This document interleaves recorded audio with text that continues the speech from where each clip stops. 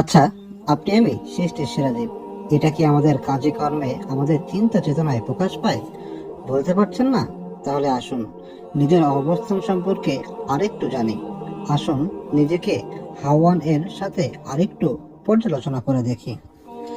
আল্লাহ তাআলা হাওয়ান এর উপর মানুষকে এক বিশেষ বিশেষণে বৈশিষ্ট্য মণ্ডিত করেছেন। সেটা হলো আকল, বুদ্ধি, বিবেক। যেন তা দ্বারা সে ভালো মন্দ, হালাল হারাম ইত্যাদির মধ্যে পার্থক্য করতে পারে, কল্যাণ অকল্যাণ ইত্যাদি বিষয়েও অনুধাবন করতে পারে। শুধু তাই নয়, এর দ্বারা যেন তার জৈবিক চাহিদার বিভিন্ন ক্ষেত্রে ভালো মন্দ, হালাল হারাম এর মধ্যে পার্থক্য করে চলতে পারে। প্রস্তুত এতে তার মনুষ্যত্ব ও মানবিক দিকের প্রকাশ ও বিকাশ ঘটে। তাই কেউ যদি তার নফসের গোলামি করে, ভালো মন্দ, হালাল হারাম বিবেচনা না করে জৈবিক চাহিদা পূরণ করে, তবে তার আর হাওয়ানের মধ্যে কোনো পার্থক্য থাকে কি? আল্লাহ তাআলা ফেরেশতা ছাড়া মানুষ, জিন, হাওয়ান সবার মধ্যে নফস দিয়েছেন। সবার মধ্যে একটি জৈবিক চাহিদা দান করেছেন। আর সেই চাহিদা হলো যৌন চাহিদা, খাবারের চাহিদা, আরাম আয়েশের চাহিদা ইত্যাদি।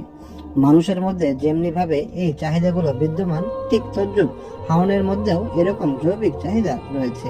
তারাও তাদের নফসের তাড়নায় এই চাহিদাগুলো পূরণ করে। মানুষ এবং হাওয়ানের মধ্যে চাহিদার ক্ষেত্রেও কম বেশি তারতম্য রয়েছে। তবে হাওয়ান এবং মানুষের মধ্যে পার্থক্য করার জন্য মানুষকে এক অনন্য বৈশিষ্ট্য দান করা হয়েছে, যেন সে এটার মাধ্যমে ভালো মন্দ সবকিছু পার্থক্য করতে পারে, হালাল হারাম চিহ্নিত করে জীবন যাপন করতে পারে। কিন্তু আজকাল দেখা যায় নফসের তাড়নায় কিছু মানুষ তাদের আকল, বিবেক, বুদ্ধি সব হারিয়ে ফেলেছে। ফলে সবকিছু তার পশু সুলভ হয়ে গেছে। বস্তুত হাওয়ান কেবল তাদের জৈবিক চাহিদা পূরণে ব্যস্ত। পেট আর লিঙ্গ হচ্ছে তাদের চিন্তার সর্বোচ্চ স্তর।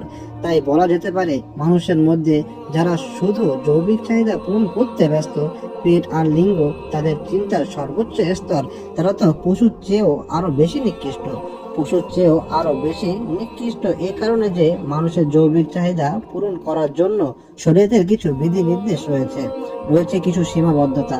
তাই সে যদি জৈবিক চাহিদা পূরণ করার জন্য সীমা অতিক্রম করে ফেলে, তখন তাকে অবশ্যই জবাবদিহিতা করতে হবে। পক্ষান্তরে পশুর ক্ষেত্রে এরকম সীমাবদ্ধ নেই, নেই তাদের কোনো বিধি নিষেধ, নেই কোনো হিসাব নিকাশের দায়বদ্ধতা। কিন্তু মানুষ, এখানে আমি কেন পশুর আলোচনা করেছি এই কারণে যে আজকাল অনেক মানুষ পশু সুলভ হয়ে গেছে। তারা তাদের বিবেক, বুদ্ধি সবকিছু খুইয়ে ফেলেছে।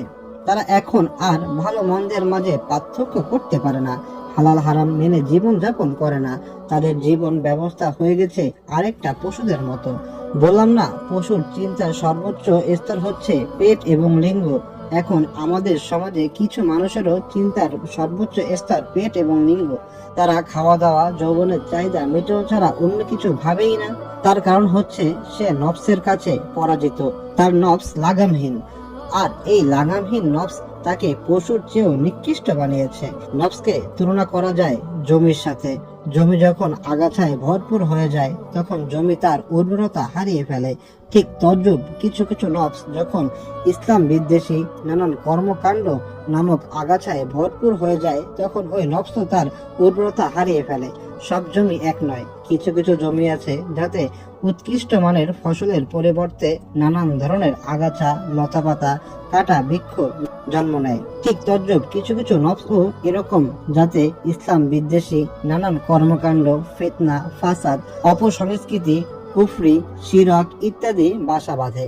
এজন্য জমি থেকে উৎকৃষ্ট মানের শস্য পেতে হলে তার যত্ন নিতে হবে, আগাছা পরিষ্কার করতে হবে, উত্তমভাবে হাল চাষ করতে হবে, পরিমাণ মতো পানি দিতে হবে, কীট পতঙ্গ আক্রমণ থেকে বাঁচিয়ে রাখতে হবে।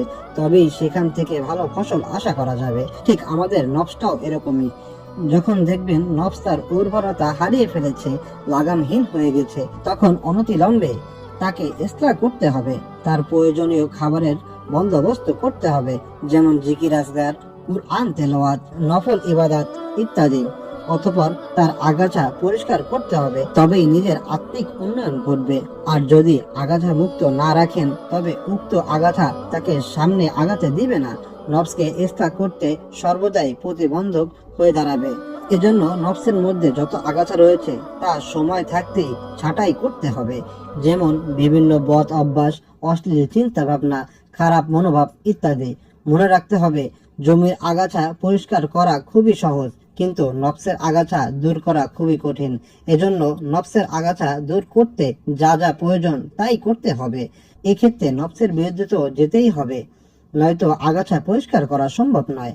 আর যখন আপনি আগাছা পরিষ্কার করার জন্য নফসের বিরুদ্ধে যাবেন, তখন সে হা হুতাশ করতে থাকবে, তার কষ্ট হবে। তাই কষ্টের দিকে তাকিয়ে থাকলে হবে না, নফসের বিরুদ্ধে লড়াই চালিয়ে যেতে হবে। তবেই নফসকে আগাছা মুক্ত করা যাবে। অন্যথায় আগাছায় আচ্ছাদিত হয়ে নফস তার আলোর দিশা হারাবে।